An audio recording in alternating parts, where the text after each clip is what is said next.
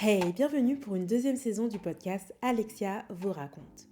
Des personnes ont partagé leurs témoignages, leurs combats, leurs miracles. Et j'ai choisi de les réunir sur ce podcast. Ces histoires que je vous raconte vous montreront qu'avec Dieu, il y a toujours une raison d'y croire. Pour ce nouvel épisode, je vous propose d'écouter l'histoire de Myriam qui a fui une guerre civile. Épisode 14. Alexia vous raconte l'histoire de Myriam qui a survécu à la guerre civile au Congo.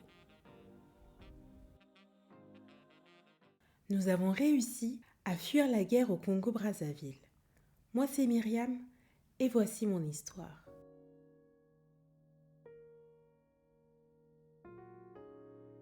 J'ai grandi au Congo aux côtés de ma mère et de mon cousin. Ma mère, une femme métisse d'origine angolaise, avait posé ses bagages au Congo-Brazzaville. Elle était professeure des écoles et nous avions la chance de pouvoir vivre dans une belle maison. Mais en 1997, une guerre civile éclate suite à un coup d'État. Une guerre meurtrière entre les partisans du président et son opposant. Face à l'horreur, au massacre, nos voisins, nos amis, tout le monde prenait la fuite. Ils partaient tous se réfugier ailleurs, alors que nous entendions jour après jour la guerre se rapprocher de nous. Je disais à ma mère: « Mais nous, quand est-ce que nous allons partir ?» Elle répondait: « Mais où est-ce que nous pourrions aller ? Faisons confiance à Dieu. Il nous fera partir d'ici. » En effet, ma mère qui m'avait élevée seule venait d'Angola. La seule famille qu'elle avait au Congo était son frère, mais comment allions-nous le retrouver ? Pour le moment, le seul endroit où nous avions trouvé refuge était le couloir de notre maison, entre deux murs de béton qui nous rassuraient lorsque les tirs, les roquettes fusaient au-dessus de notre maison.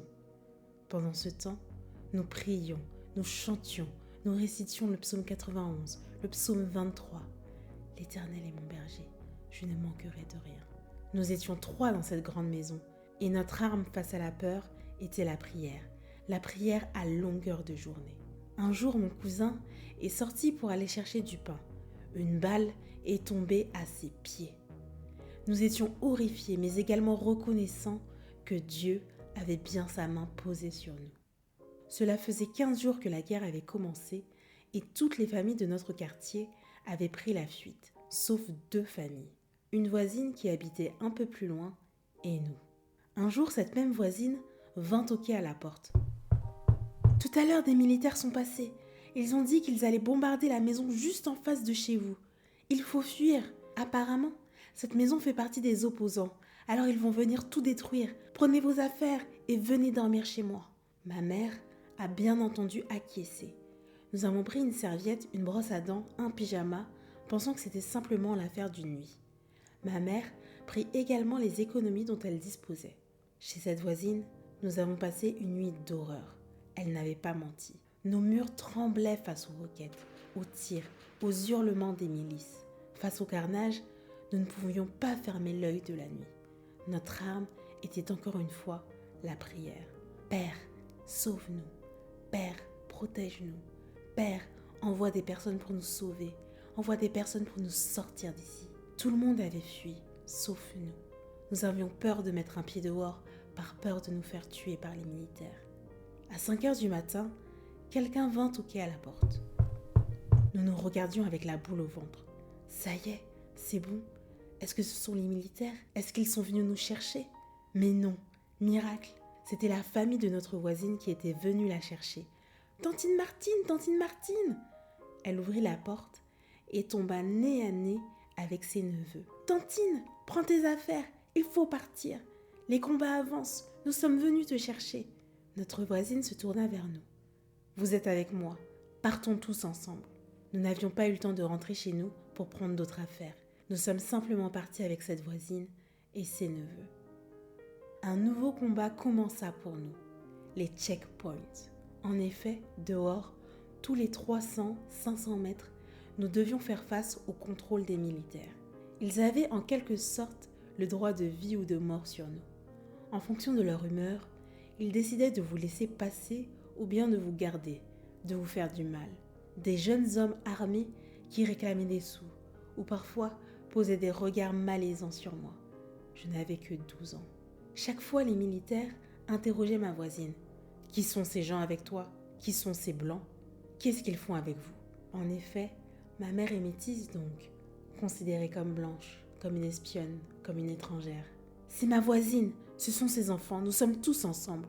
Non sans difficulté, nous réussissions à passer checkpoint après checkpoint, jusqu'à ce que nous arrivions à celui où le militaire dit à ma voisine « Toi tu passes, avance, mais les blancs là, ils restent ici, nous allons les tuer. » Nous tremblions de peur. Qu'est-ce qui allait nous arriver? Mais un jeune militaire sortit de nulle part. « Ah, mais c'est Madame Carvalho! Qu'est-ce que vous faites là ?» Ma mère ne semblait pas connaître ce jeune homme, mais elle répondit « Oui, c'est moi. »« Mais non, laissez-la passer. Cette dame travaille dans notre lycée. Elle nous a beaucoup aidés. Laissez-la passer. » Et par miracle, nous avons réussi à passer. Des jeunes lycéens nous ont ainsi aidés à nous en sortir. Gloire à Dieu.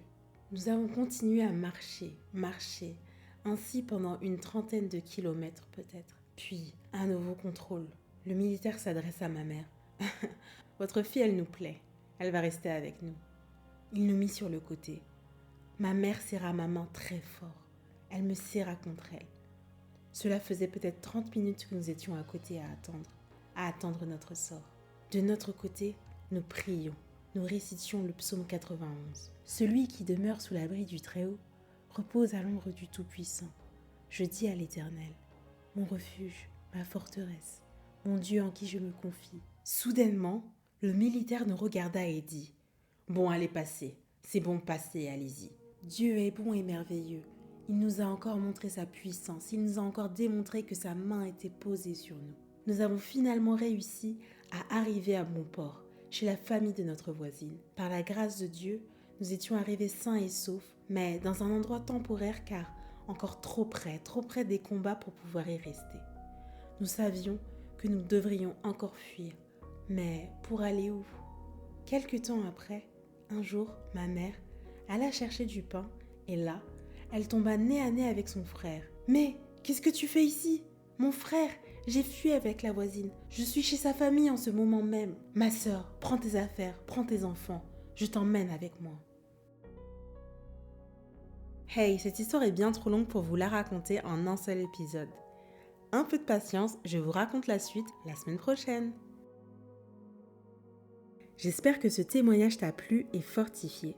N'hésite pas à mettre un commentaire et des petites étoiles afin d'aider mon podcast à être plus visible. Si toi aussi tu as une histoire à partager et que tu souhaites que je la raconte, envoie simplement un mail à alexiavouraconte@gmail.com ou envoie-moi simplement un message privé sur ma page Instagram Alexia vous raconte. À la semaine prochaine!